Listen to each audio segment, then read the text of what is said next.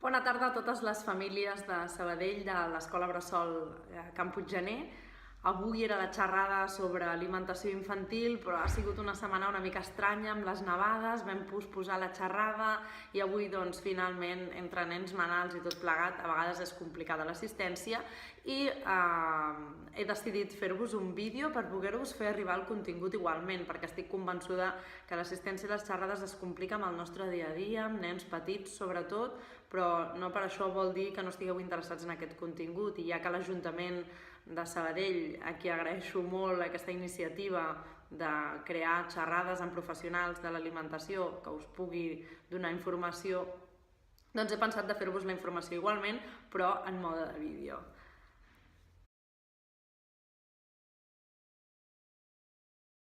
Què és el que parlarem avui? Avui parlarem sobre alimentació infantil saludable. Alimentació infantil saludable vol dir que els nens estiguin sans a través d'aquesta bona alimentació. Però com ho aconseguim, això? Perquè penso que a vegades estem com molt informats, no? Una mica intoxicats de tanta informació, però a vegades ens falta una informació més concisa, més pràctica i més útil. L'alimentació ha de ser rica i variada perquè sigui saludable i ha de ser corresponent també en aquesta etapa de la vida. Però això que és tan general, què és el que vol dir exactament? No sé si heu vist a vegades les piràmides d'alimentació, com aquesta que us ensenyaré ara.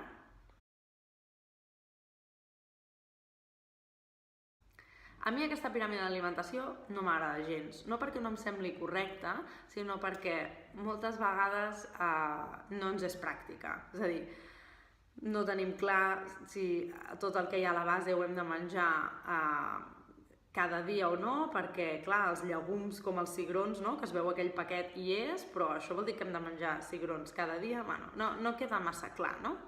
I penso que és més fàcil altres maneres d'entendre l'alimentació diària com a unes proporcions bàsiques perquè sigui saludable. Què és el que han de menjar els nostres fills perquè estiguin sans? Que també ho podríem aplicar nosaltres, Els nostres fills han de menjar aliments energètics, aliments reguladors i aliments constructors. Es basaria en unes proporcions concretes que són les que us poso ara aquí en aquesta imatge.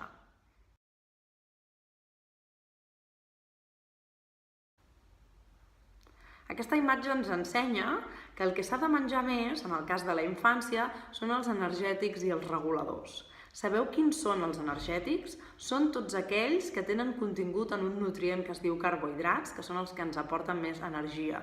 Què té carbohidrats? Tenen energia el pa, la pasta, els cereals sencers o tot allò en general que deriva dels cereals, però també hi ha una part de les verdures que són les que tenen midons que també són energètiques. Aquestes verdures com podrien ser la patata, la pastanaga, la xirivia, la carbassa, aquestes que tenen un contingut com una textura més farinosa, també són energètiques i també entrarien dins d'aquest grup d'aliments energètics. L'altre grup, que també era una porció bastant gran del plat, que són els aliments que també han de menjar en major part els nens, són els aliments reguladors.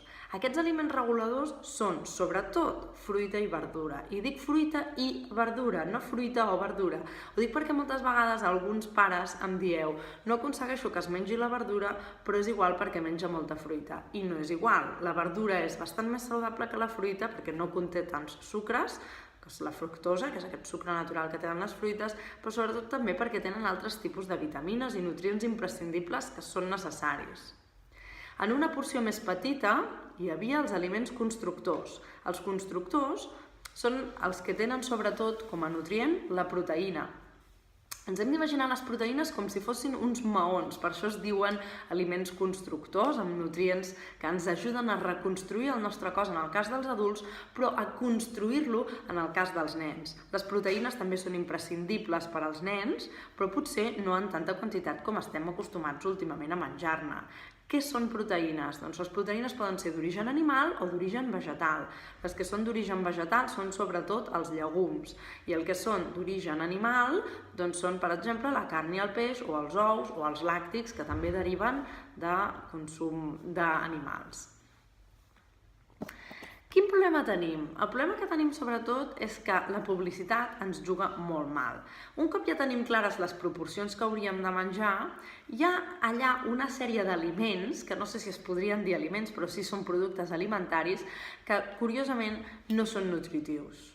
Són aquests aliments processats o industrialitzats, que alguns d'ells ja els hem normalitzat en el nostre dia a dia, però no per això vol dir que siguin saludables i que els haguem de continuar consumint a diari. L'objectiu de la indústria, i ho heu de tenir molt clar, és vendre, només vendre. Amb ells els hi és igual la nostra salut i la dels nostres fills. Per tant, hem de ser consumidors crítics. I l'única manera de ser consumidors crítics és estar molt ben informats i per això agrair a l'Ajuntament de Sabadell que pugui organitzar aquestes xerrades amb professionals de l'alimentació, com jo, per exemple, que em dedico més al camp de la pedagogia, però també amb altres professionals com dietistes, nutricionistes, que són d'un camp més tècnic, però que també poden fer divulgació sobre hàbits alimentaris saludables. Us poso alguns exemples d'alguns anuncis que juguen una miqueta amb el tema salut i a vegades caiem en aquest missatge, encara que no sigui directament, però sí que és indirectament. Bollicao, meriendas de cacao y hierro. ¿Tú eres de hierro? ¡El hierro! Me lo como a mordiscos. Bollicao, con el 50% del hierro que necesitan cada día. Bollicao, meriendas de cacao y hierro. Bollicao, meriendas de cacao y hierro. A ver si tocas el hierro. Yo el hierro me lo como. Bollicao, con el 50% del hierro que necesitan cada día. Bollicao Minis. Para compartir. Un exemple molt clar és aquest dels bollicaos, no? Estan jugant amb l'element d'alimentació que és el ferro, no? Està clar que si tenim 2 bullets de xocolata en el lineal d'un supermercat, un d'una marca blanca i un altre de marca Bollicao, potser el nostre subconscient, per culpa d'aquest anunci, triarà el Bollicao i no un altre, perquè tindràs aquest pensament involuntari de que estaràs contribuint a que el nen tingui aquest 50% de la quantitat de ferro de la quantitat diària recomanada. No té cap sentit. A vosaltres us sembla que el vostre metge o el pediatre del vostre fill, si us diagnostiqués anèmia, però després d'una anàlisi de sang, us recomanaria prendre bollicaos a diari? No.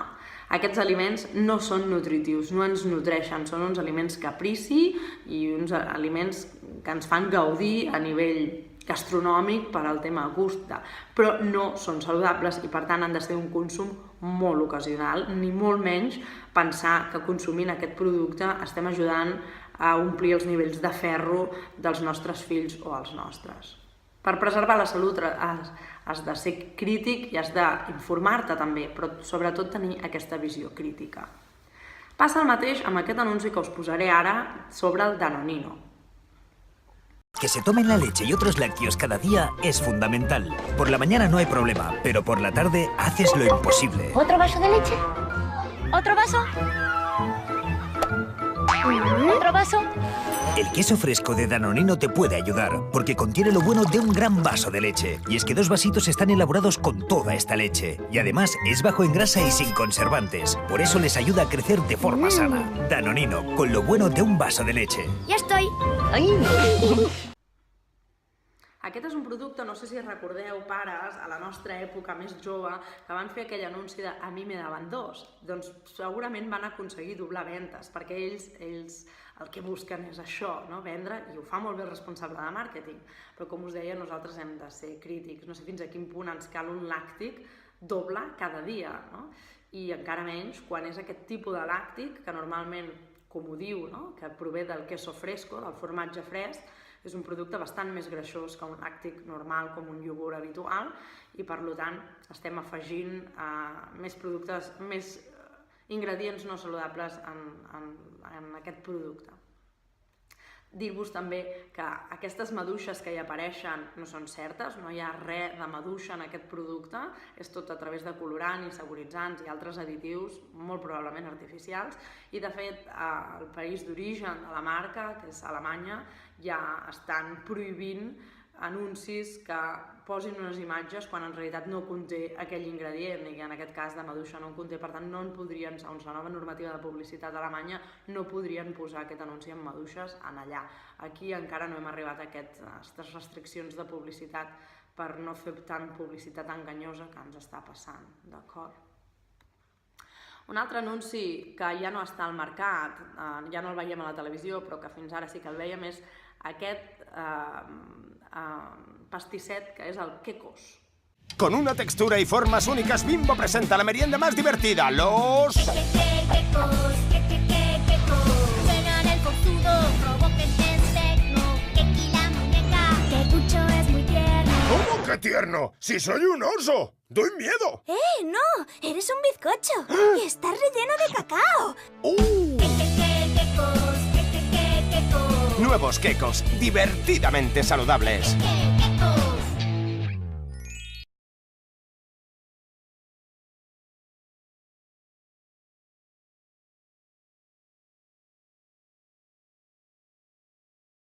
Fixeu-vos que aquí juguen dos papers. Hi ha una part que és que al nen li agradi una música divertida, amb uns dibuixos, no? I hi ha una part que a la mare li agradi, que és aquest missatge de salut que posen perquè té més calci, perquè té més ferro, perquè té menys greixos saturats, no? I després posen aquesta imatge de la mare contenta mentre el nen menja un pastisset de xocolata que, òbviament, ni té massa ferro comparat amb què? Amb unes escopinyes, amb uns espinacs, no? I té menys greixos saturats, però no sabem quants greixos trans arriben a tenir. Potser han baixat els nivells de greixos saturats d'aquesta nova recepta de Quecos, però n'hi han posat més de trans, i com que de moment això no ho han de posar en el quadre nutricional de quants grams n'hi ha, doncs això queda una informació mitja amagada, al final acaba sent una publicitat enganyosa. Per tant, desconfieu sempre de tots aquests productes quan donen missatge de salut, perquè un producte processat ha estat desnaturalitzat i el cos no el pot gestionar igual de bé. No estem preparats per menjar tant producte que surt de la indústria. El que hem de menjar és més el que surt de la terra o el que surt de l'arbre, d'acord? Penseu també que a nivell de normatives d'etiquetatge es fa el possible per intentar amagar allò que no ens agradaria com a consumidors, no? A vegades, com per exemple aquesta crema de Knorr,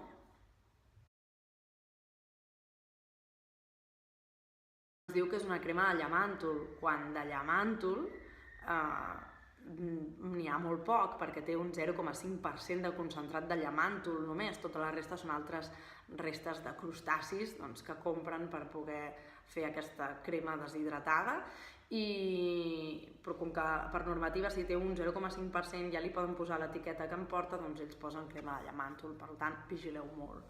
O un altre producte podria ser, per exemple, aquest formatge ratllat.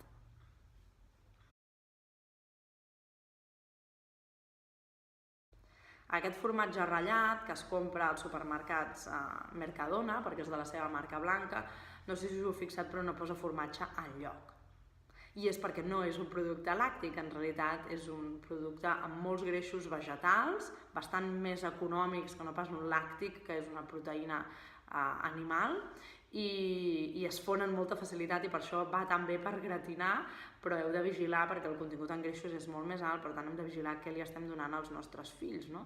Penseu que som el país amb uns índexs d'obesitat bestials, gairebé igualem, de fet fa 2 anys vam sobrepassar a Estats Units amb índex d'obesitat infantil i ens sembla que allà tothom està gras i tothom menja porqueries i resulta que aquí tenim uns nens igual de grassos que en allà o potser més i tenim uns índexs de diabetis bastant preocupants també i és per culpa de la mala alimentació, entre altres coses, però la mala alimentació porta això i l'obesitat també, per tant ens hem de preocupar d'allò que mengen els nostres fills, també perquè els nostres fills han de ser nens sans per poder estar millor preparats a la vida. Sense estar sans no poden estar en plenes facultats i no tenen les mateixes oportunitats que un altre nen que sí que està sa. Per tant, si el que vols és que el teu fill estigui més sa, has d'intentar donar-li més producte natural amb aquestes proporcions que us he ensenyat en el principi del quadre, d'acord? Aleshores, després de tot això, és com una mica alarmista aquesta primera part de la xerrada, perquè és com dir, val, i ens estàs dient que ens enganyen a tota hora, per tant, què és el que podem menjar? Què li donem als nostres fills? Doncs us dono 5 trucs, 5, que us seran molt fàcils d'aplicar en el vostre dia a dia pràctic i que penso que us poden servir i que juntament amb aquest vídeo els veureu que els teniu tots apuntats en aquesta presentació PowerPoint que també he passat a la Sandra, la directora de la llar, i que també té la Lucía de l'Ajuntament de Sabadell, i que vosaltres us podeu fotocopiar i tenir-los per casa, fins i tot per anar-vos fent memòria d'aquests 5 trucs que us poden ajudar a menjar més sants, no només als fills, sinó a una alimentació més saludable a tota la família en general. El primer truc és aquest, que és el mètode plat.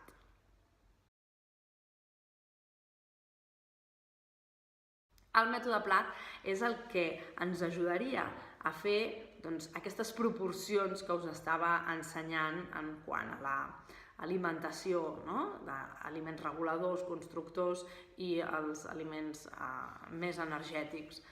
Podeu fer els carbohidrats la meitat del plat, o en el cas que siguin nens que tinguin poca activitat o que tinguin tendència a engreixar-se, aleshores en feu una mica menys de carbohidrats i una mica més d'un quart de fruita i verdura, tal com era la imatge inicial que us he passat al principi de la xerrada. Al final el que hem de procurar, ja sé que nosaltres normalment fem per cultura i per costum primer, segon i tercer i postre, però hauríem de fer l'exercici mental d'ajuntar-ho tot virtualment en un plat i al final les proporcions que ens haurien de sortir d'allò que mengem en un àpat haurien de ser aquestes.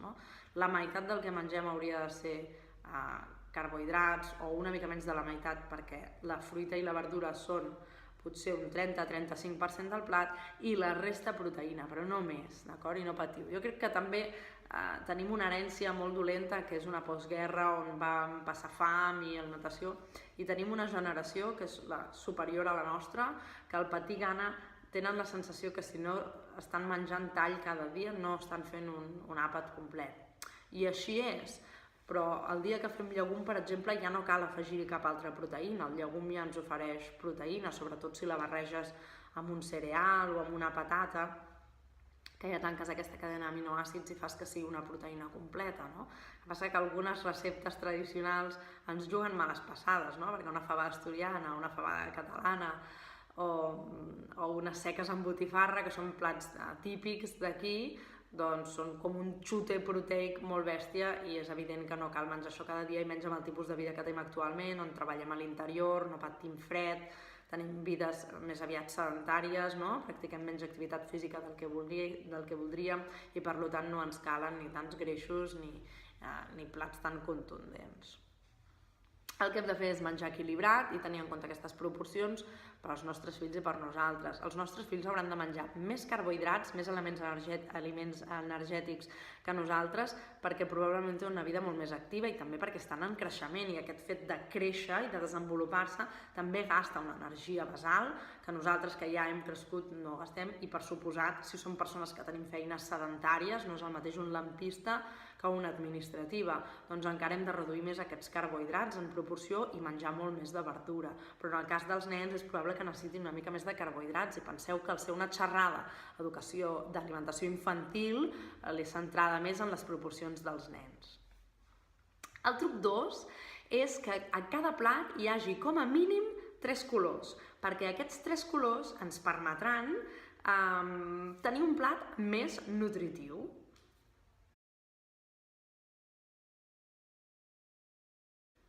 Aquest plat més nutritiu normalment va relacionat amb els colors perquè, per exemple, una pastanaga té betacarotens i és el que li dona aquest color carbassa, igual que uns espinacs tenen una clorofil·la que és el que li dona aquest color verdós, i així amb diversos aliments. Les maduixes són un antioxidant i per això són vermelles, i així anar fent. Per tant, com que moltes vegades va relacionat el color amb el nutrient, una manera de menjar nutritiu, de manera pràctica, que tu puguis visualitzar en cada plat que menges, és que cada plat que mengin a casa, els teus fills i tu, tingui almenys 3 colors diferents. Òbviament estem parlant d'aliments naturals, no de colors que han estat afegits de manera artificial com a additius en una indústria.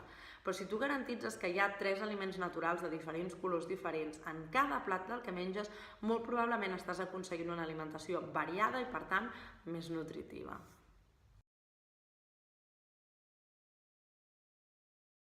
També heu de vigilar molt amb la lectura de les etiquetes. No us demanaré que sou uns experts en lectures d'etiquetes, perquè allà hi ha moltes coses, però sí que us diré que us fixeu en 2 coses. Gràcies a la nova normativa que ja es va fer efectiva després d'un temps de transició el desembre del 2016, ara tots els productes processats que comprem al supermercat, no naturals, sinó que han patit un procés industrial d'alguna manera, han de tenir un quadre nutricional en el seu embalatge, en el seu packaging.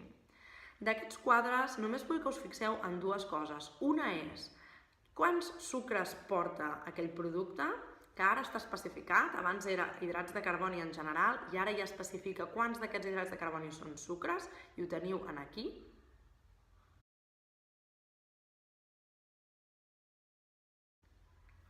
I quants grams de greixos saturats porta, que ara també s'han d'especificar de greixos en total i d'aquests quants en són saturats.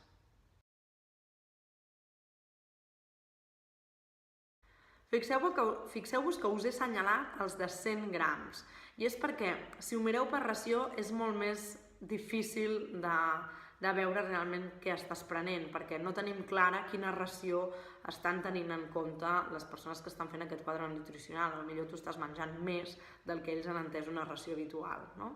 Per tant, el millor és mirar per cada 100 grams i així fas molt ràpidament un percentatge i t'adones que en aquest cas, aquest producte exemple que us he ficat té 20% de sucre, que és molt, i també té un 1,2% de greixos, que és saturats, que són els dolents, que és poquet, per tant, hem de vigilar amb els sucres perquè probablement serà un producte que ens engreixarà molt i que si en mengéssim molt sovint tindria un efecte tòxic sobre nosaltres per aquesta quantitat de sucre que tindria. El truc 4 és cuinar més. Doncs sí, hem de tornar més als orígens, hem de cuinar més perquè no hi ha manera de menjar natural si no és arremangant-se i cuinant una miqueta. Hem d'organitzar un dia a la setmana que puguem anar a comprar per tenir tots els ingredients que hem pensat que menjarem aquella setmana i un altre dia a la setmana que nosaltres puguem cuinar amb tots aquells ingredients que hem comprat, perquè si cada dia t'has de posar a cuinar alguna cosa massa elaborada a la nit, sempre hi haurà el dia que tiraràs de la pizza de tarradelles, dels biquinis o del pa amb tomàquet, que són extra de greixos saturats i el gluten ens surt per les orelles, al final, per tant, és millor no tirar d'això massa habitualment, no? Encara que hi ha gent que ho faci un dia a la setmana sí o sí, intentem buscar alternatives més saludables perquè si no, després acaba repercutint sobre la nostra salut.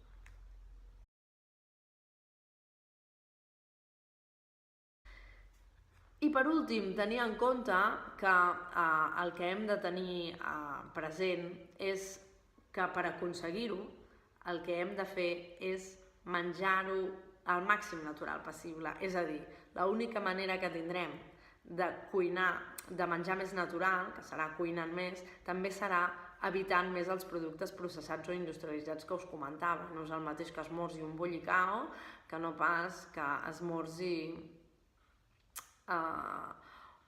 un entrepà, per exemple, però no és el mateix que aquest entrepà dugui un paté vegetal a dins, que l'haureu elaborat vosaltres, a no que dugui un embotit, que al final és una carn processada i també amb molts greixos no saludables.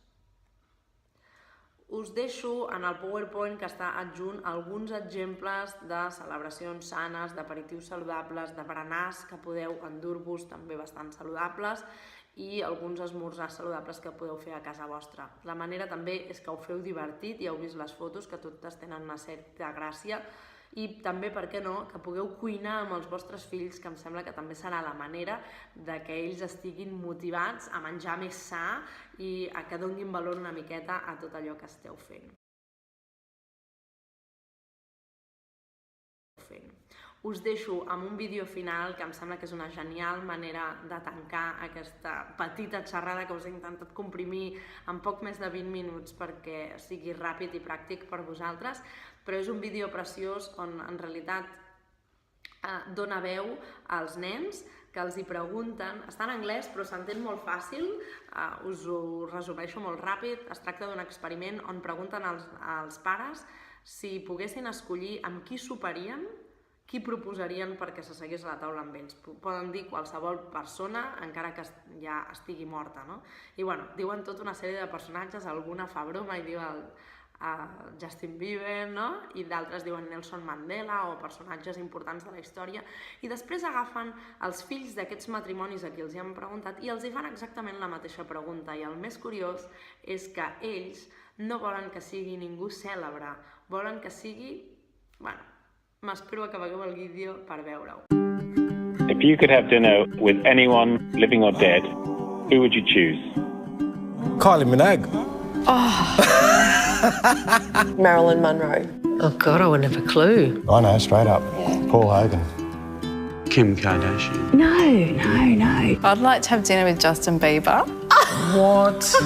He's not coming to my house. I'd have Bob Hawke. Dave Hughes. Barry Humphries. Jimi Hendrix. People who have made a difference in the world, maybe Nelson Mandela at the dinner table. I don't know what he's going to say, I'm scared. If you could have dinner with anyone in the world, who would you choose? Probably our whole family, like our whole extended family. Mum and Dad. Mum and Dad. Does it have to be a celebrity? Could it be family? We love it. We talk about how school is. We ask Mum and Dad how their day was. Family. Yeah, Mum and Dad. Family. Who would you like to have a dinner with? They just want to be with us while they're eating food, which is pretty cool. They see us above everything. I'm going to get... Yeah. Yeah. Bit of a message in it for me. Yes.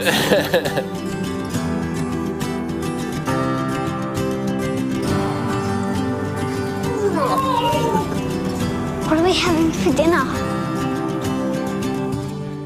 Moltes gràcies a tots. Al final de tot us deixo les meves referències en xarxes socials i també la nostra pàgina web, on per cert hi trobareu moltes receptes gratuïtes i podeu acudir com a recurs, i espero que us hagi agradat i espero que a la propera xerrada que pugui venir als espais familiars que organitza l'Ajuntament de Sabadell us pugui veure en persona. Gràcies a tots.